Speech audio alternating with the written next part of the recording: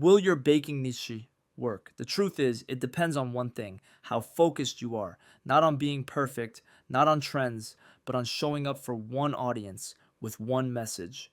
Step one: pick one audience. Who do you want to help? Beginner bread bakers, baking quick cakes, people who love gluten free treats? Pick one. Commit to serving them. The more focused you are, the faster you'll grow.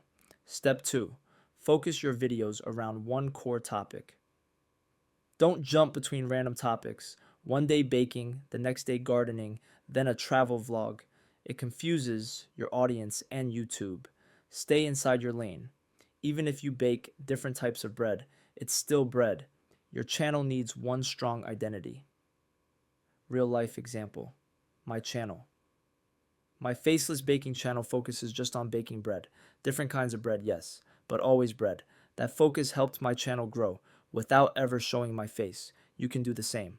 Remember, one audience, one topic, one clear message. That's how you win, even with a small channel. If you need inspiration, check out my baking channel linked below and grab my free 101 Baking Niches guide to start your journey today. The link is in the description. I've used vidIQ since day one of my channel. It's helped me figure out what's working and what's not. You can try it too. Link in the description.